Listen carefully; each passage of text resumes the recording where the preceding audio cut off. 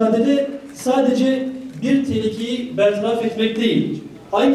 Şimdi sözü panel moderatörümüz Hüdapar Genel İdare Kurulu üyesi, kıymetli temsilcileri, sivil toplum kuruluşlarımızın değerli temsilcileri, Hüdapar Gençlik Politikaları ve Gençlik Kolları Başkanlığı tarafından düzenlenen panele hepiniz hoş geldiniz, sefalar getirdiniz, şeref verdiniz. Parmakla işaret ettiklerimizi artık kendimiz görüyoruz. Suç olarak baktığımızda hırsızlık, şiddet, uyuşturucuyla ilgili gerekiyor. Ekonomik bir kaybımız var. Hem devletimiz açısından bir kayıp var, hem de bireysel bir kayıp var. Aileyi itiren bir durum.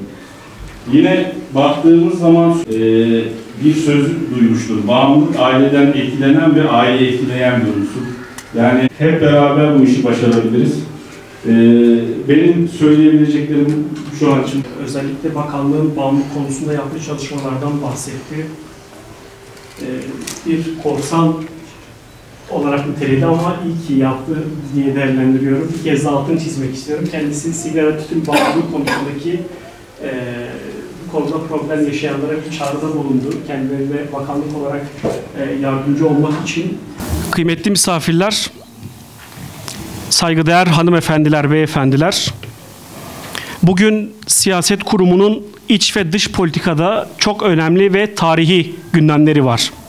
Bugün bizler de Hüdapar olarak bugün en az bu gündemler kadar mühim ve tarihi bir meseleyi siyasetin ve toplumun gündemine taşıyoruz.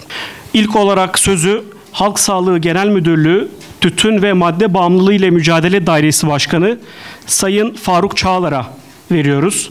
Kendileri bağımlılık ile mücadele ve toplumsal etkileri konusunda sunumlarını gerçekleştirecekler. Buyurun efendim.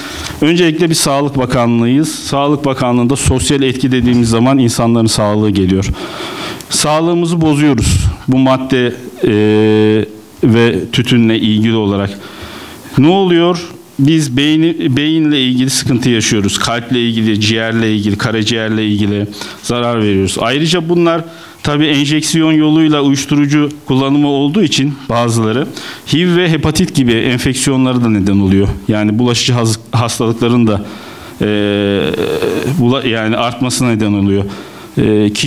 Bir kişi diğerinin enjeksiyonunu kullandığı zaman HIV'e bulaşabiliyor. Yani bu çok kötü bir şey. AIDS olabiliyor. Ruh sağlığı bakımından çok büyük sıkıntılar yaşıyoruz. Allah korusun intiharlara kadar gidebilen sorunlarımız var. Bunları biz istatistiki olarak görebiliyoruz ve artık da ailelerimizde görebiliyor. Sadece biz değil, herkes ailesinde görebiliyor. Yakın bir geçmişe kadar parmakla işaret ettiklerimizi artık kendimiz görüyoruz. Suç olarak baktığımızda hırsızlık, şiddet, uyuşturucuyla ilgili suçlar yanı sıra tabii bir süre sonra da muhtemelen içenlerin bunu karşılamak için belki de satmak zorunda kalabileceklerini de değerlendiriyoruz. Tabii bunlar benim konum değil ama toplumsal etkilerini söylemişken bunlara da değinmek gerekiyor. Ekonomik bir kaybımız var. Hem devletimiz açısından bir kayıp var hem de bireysel bir kayıp var. Uyuşturucunun yani sağlığa maliyeti çok yüksek. Yani uyuşturucu tedavisinin sağlığa maliyeti, yani devlete maliyeti çok yüksek. Yani bu maliyeti de geçiyoruz. İnsanların sağlığını, iş gücünü, aileyi bitiren bir durum. Yine baktığımız zaman sosyal çevreye ve aileye çok büyük zarar veriyor. İnsanlar artık bu uyuşturucudan çok muzdarip durumdalar. Çocuklar, bir ailede bir kişinin bağımlı olması çocuklara da çok büyük etki ediyor ileriki yaşlarına. Kamu güvenliği açısından çok büyük sıkıntılar oluşturuyor.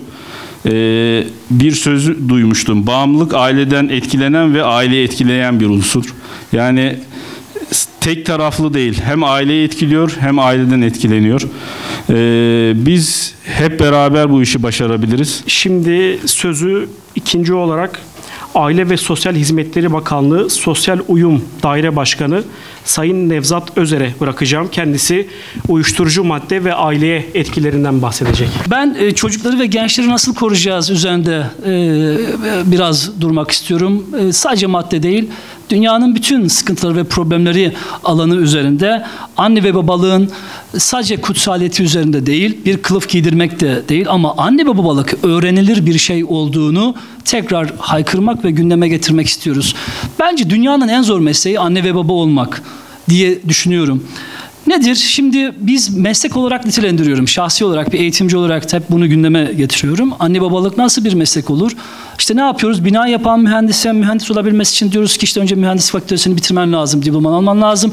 Öğretmen olabilmesi için eğitim fakültesini bitirmen lazım. Doktor olabilmen için tıp fakültesini bitirip olman lazım diyoruz. Anne baba olmak için birilerinden hiç kimseden bir şey istemiyoruz. Yani adama ehliyet vereceğiz, en az lise mezun olmasını istiyoruz.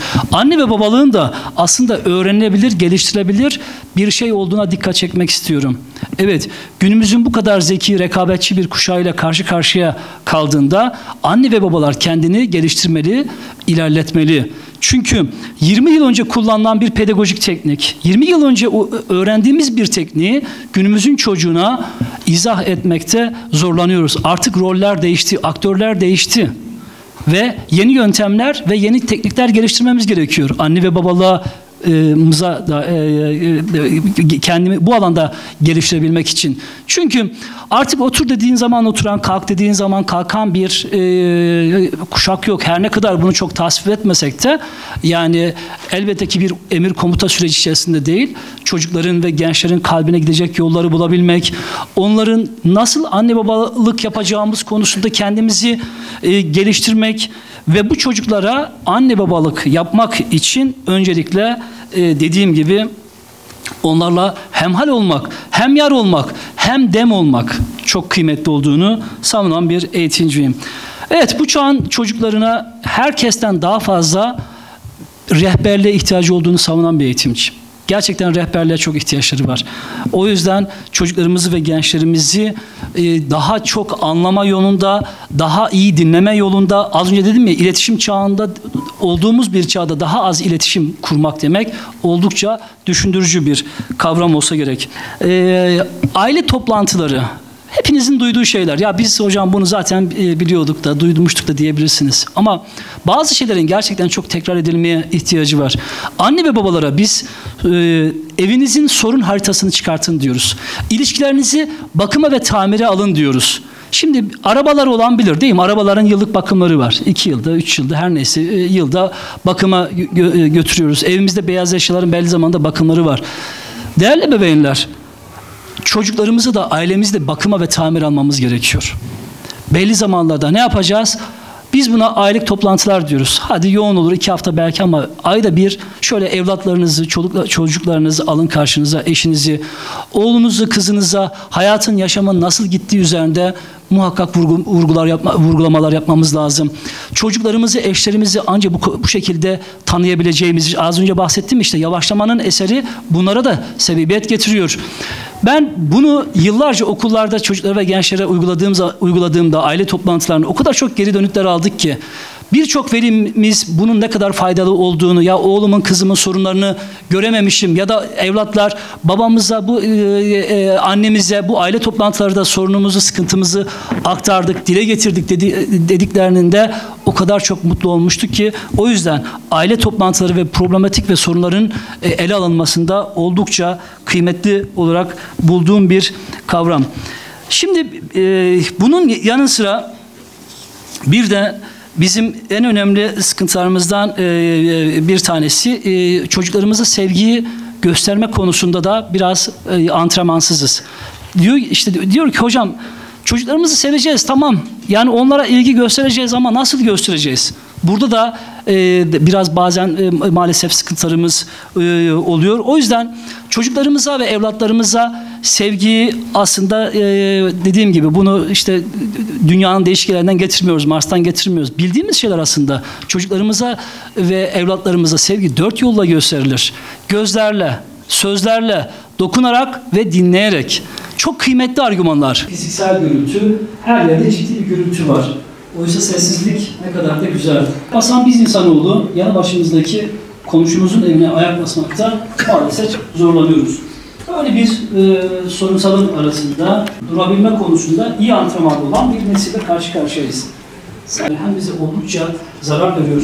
Bakın akademik başarı çocuklar için açımızdan hepimizin evlatları var. Oldukça kıymetli ama olarak bulduğum bir kavram. Şimdi bunun yanı sıra bir de bizim en önemli sıkıntılarımızdan kırmızı sereceğiz, tamam. Yani onlara ilgi göstereceğiz ama nasıl göstereceğiz? Burada da biraz bazen maalesef sıkıntılarımız oluyor. O yüzden çocuklarımıza ve evlatlarımıza sevgiyi aslında çok dikkat etmemiz lazım. Kelimeleri ve cümlelerin de demlenmeye ihtiyacı var. İntihar etmek üzereyim ama senin gibi bir adamın da bana ne söyleyeceğini bilmek istiyorum.